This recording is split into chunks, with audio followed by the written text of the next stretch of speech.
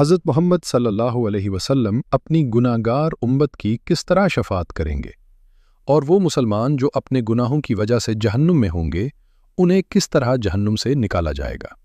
تو ناظرین، آج کی یہ ویڈیو حضور صلی اللہ علیہ وسلم کی شفاعت کے بارے میں ہے۔ محترم ناظرین، جب زمین پر کوئی بھی اللہ کا نام لینے والا نہیں ہوگا اور ساری زمین مشرکوں سے بھر جائے گی، تو اللہ تعالیٰ اسرافیل علیہ السلام کو حکم دیں گے کہ وہ سور پھونکے۔ اللہ تعالیٰ نے قرآن کریم میں کئی مقامات پر قیامت کے دن کے خوفناک مناظر کا ذکر فرمایا ہے۔ ان میں سب سے عظیم منظر وہ ہے جب اسرافیل علیہ السلام کو سور پھونکنے کا حکم ملے گا۔ یہ سور پھونکنا ایسا واقعہ ہوگا جو آسمان اور زمین کی ہر مخلوق کو ہلا دے گا۔ اللہ تعالیٰ قرآن مجید میں فرماتے ہیں کہ جب سور پھونکا جائے گا تو جو بھی آسمانوں میں ہے اور جو زمین میں ہے سب بے ہوش ہو جائیں گے مگر جسے اللہ چاہے۔ یہ پہلا سور دنیا کے خاتمے کی نشانی ہوگا۔ پہاڑ ٹکڑے ٹکڑے ہو جائیں گے، سمندر ابل پڑیں گے اور آسمان پھٹ جائے گا، سب کچھ فنا ہو جائے گا۔ پھر اللہ کے حکم سے دوسرا سور پھونکا جائے گا۔ اس وقت زمین اپنے اندر چھپائے ہوئے تمام لوگوں کو باہر نکال دے گی۔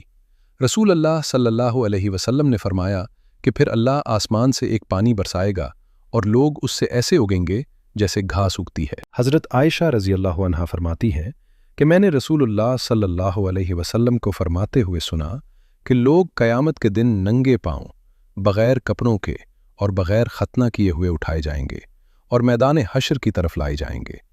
میں نے عرض کیا، یا رسول اللہ، مرد اور عورتیں سب اکٹھے ہوں گے، کیا وہ ایک دوسرے کو دیکھیں گے؟ آپ صلی اللہ علیہ وسلم نے فرمایا، اے عائشہ، معاملہ اتنا سخت ہوگا کہ کسی کو اس کی طرف دھیان بھی نہیں ہوگا۔ جب لوگ قبروں سے اٹھیں گے تو زمین کو بالکل ہموار کر دیا جائے گا، سورج بہت قریب کر دیا جائے گا اور خوف و پریشانی کا ایسا عالم ہوگا کہ ہر شخص اپنے اعمال کے انجام کی فکر میں ڈوبا ہوگا۔ اللہ تعالیٰ ایک نئی زمین پیدا فرمائیں گے جو بالکل سفید اور ہموار ہوگی۔ اس پر نہ کوئی پہاڑ ہوگا، نہ درخت اور نہ کوئی گڑھا۔ پھر سب لوگ میدان حشر کی طرف جائیں گے۔ لوگ مختلف حالتوں میں ہوں گے۔ کچھ نیک لوگ سواریوں پر ہوں گے، کچھ پیدل چل رہے ہوں گے، کچھ گھٹنوں کے بل گھستے ہوئے آئیں گے اور کچھ لوگ چہروں کے بل گھسیٹے جائیں گے۔ ہر ایک کا حال اس کے اعمال کے مطابق ہوگا۔ قیامت کے دن سورج اتنا قریب ہوگا کہ لوگ اپنے اعمال کے حساب سے پسینے میں ڈوبے ہوں گے۔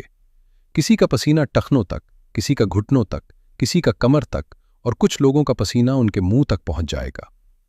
وہ دن بہت طویل اور سخت ہوگا۔ اس وقت لوگ کہیں گے کہ کوئی ایسا ہو جو ہمارے لیے اللہ کے حضور شفاعت کرے۔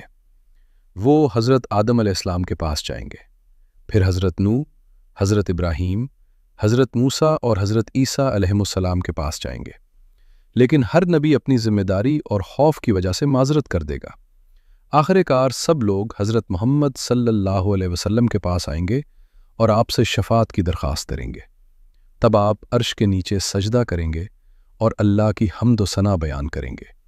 پھر اللہ تعالیٰ فرمائیں گے، اے محمد، اپنا سر اٹھائیے، مانگیے، آپ کو دیا جائے گا، اور شفاعت کیجیے، آپ کی شفاعت قبول کی جائے گی۔ اس کے بعد حساب کتاب شروع ہوگا۔